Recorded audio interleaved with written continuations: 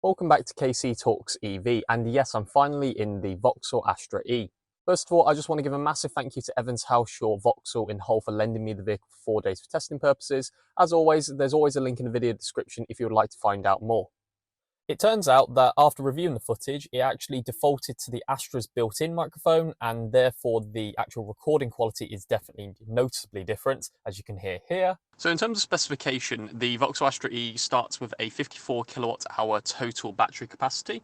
As a result, I decided just to re-record all of this, and even though the microphone wasn't that bad, it just made sense to re-record all of this. In terms of the specification, we are looking at a 54 kilowatt hour total capacity, and EV database quote 50.8 kilowatt hours of usable capacity. On my testing, it turns out I got slightly more than that, and the testing video will be out next week, so make sure you're subscribed and all of that good stuff. WLTP combined range is 258 miles. Now, realistically, I don't think you'll get that on the motorway. On my range test, which is always completed on the motorway, I don't think you'll get near that. However, one thing I will say is it is amazingly efficient. On an eco drive, I actually got 5.3 miles per kilowatt hour. That is by far the most I've ever got from any vehicle, either on test or personally with my ZS EV or any other vehicle. That is really, really impressive. So whatever Vauxhall has done in terms of efficiency changes, it hasn't really made a huge difference. The other thing as well that I will mention is that I honestly believe that 50 to 75 kilowatt hours is the sweet spot for a lot of people. Bear in mind that I do a 70-mile daily commute. I would be able to do that around 2 or 3 times before needing a charge again. And even on a longer distance journey, looking at that sort of efficiency, I mean, over the whole time I had the car, I was getting, I think, 4.5 miles per kilowatt hour. Now that basically means in terms of range, possibly around 220, 230 miles. My longest sort of journey that I would ever do in one day would probably be from Yeovil to Hull. That's 280 miles, and I definitely would stop at some point on that journey. You know, we're talking 5, 6 hours or so. So essentially, yeah, definitely a good sweet spot. In terms of charging options, AC charging options, we're looking at a 7 kilowatt and an 11 kilowatt free phase from a Type 2 connector. The other thing as well is I would like to see an option for a 22 kilowatt onboard charger now. I am starting to see a lot more of these pop up as I sort of go to a lot of destination places like shopping centres, other car parks, etc. Obviously, we're looking at CCS as a connector now, and from 14%, even though I didn't do a full charging curve, we were looking at close to 87 kilowatts. That really couples the excellent efficiency of the car. In terms of rear boot space, we're looking at 352 litres. It is definitely smaller than the other competitors. So, for example, the MG4 has a 364 litre boot, and the VW ID3 have a 385 litre boot as well. So I'm kind of hoping that that might improve a little bit. It is definitely still a usable space, however. Finally, I was in the ultimate trim, so the main kind of key points on this was, first of all, we got a head-up display, which was really, really useful.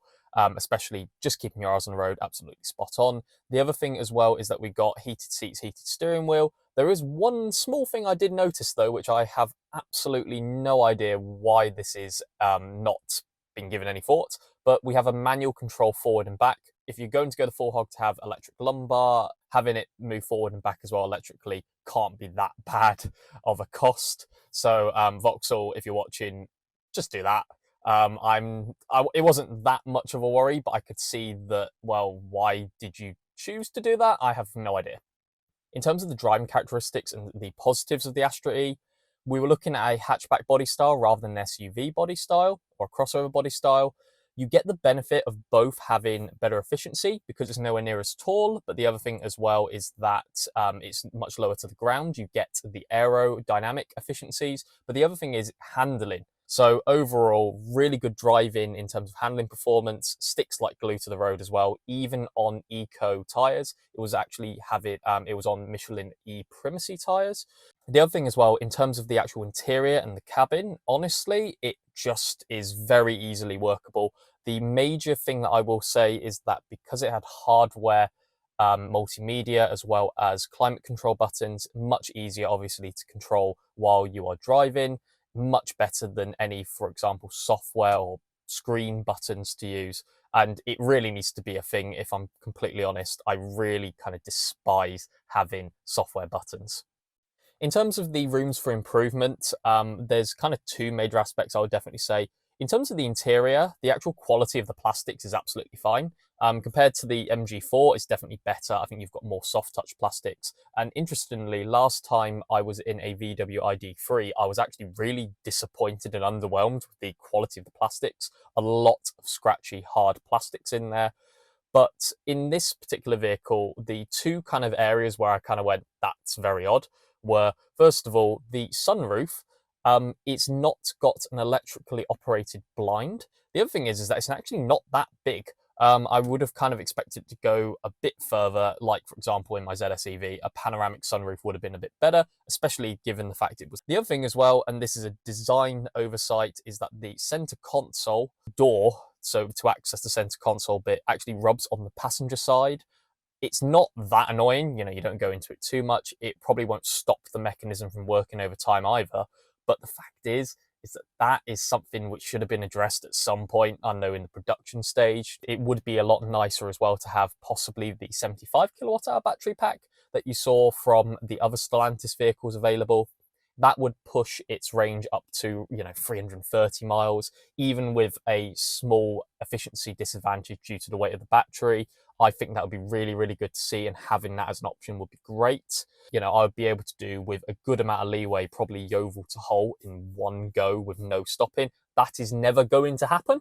But essentially, if people wanted that option, it will be there. And again, as I said, that will just broaden its appeal a little bit more, in my opinion. What are my final thoughts on the Vauxhall Astra E?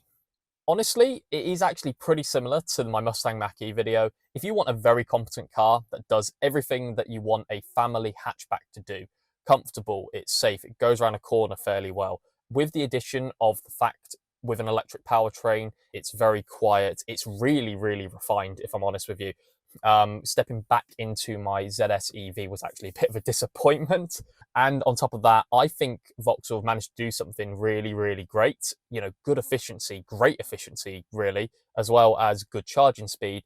The Astra should definitely be on your radar. If you're looking at things like the MG4 or alternatively the VW ID3, I would definitely consider test driving the Vauxhall Astra E. I think as well, if you're looking in the showroom for a petrol Astra and you are considering going electric, it's definitely a good option as well, because at the end of the day, underneath it is, okay, obviously a fully electric powertrain, but inside the cabin, it is basically just a Astra.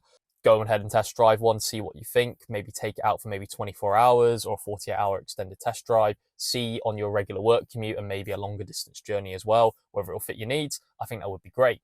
The one thing I will say, however, is that, and this is kind of where I wanted to end this video on, is in terms of the list price, it just is way too expensive. I mean, it starts from around £37,000 list price. So that's MSRP. The fact of the matter is that it's nearly £11,000 more spec for spec compared to the equivalent petrol version. And that doesn't make that much sense to me. One thing I will say, however, and this is another reason why I wanted to refilm, Vauxhall, on the day when I filmed that, actually came out to say that their monthlies and their deposits now for the Astra and the Corsa E are actually the same. The only downside to this is that you will have to be on another year of payments, but that basically just means for a lot of people keeping the car for another year. Most people don't also pay out for the final balloon payment, so you just give back the car. As you already know, I do save quite a lot of money as it is compared to my previous petrol car. If you've got a cheap night tariff as well, and especially compared to, for example, the MG4, it is from a more established brand. But a lot of people want vehicles from established brands like Ford and Vauxhall and things like that. At the end of the day, it is an Astra and it does everything that your previous Astra did. By all means, it definitely is worthwhile. The other thing as well is it holds out to its own to a lot of the electric vehicles, especially with that efficiency. I've never seen something quite like that, and I hope to see a lot more of it as more electric vehicles come out onto the market. I think that's pretty much it. So if you liked the video or you found it informative, please give it a like, dislike it if you didn't. Please comment below what you think of the Vauxhall Astra E compared to, for example, the MG4. By the way, I have also done an impressions video on the MG4, which you can have a look at here as well.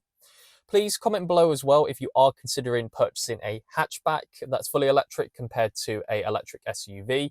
Please share this to anyone who is obviously considering going fully electric and wants a family hatchback. The other thing as well is if you are looking, or other people are looking at the MG4 or VW ID3, why not actually show them this video as well? Because if I'm honest, it definitely shows, another competitor in this space. But I think that is pretty much it. So thank you for watching, and talk to you later.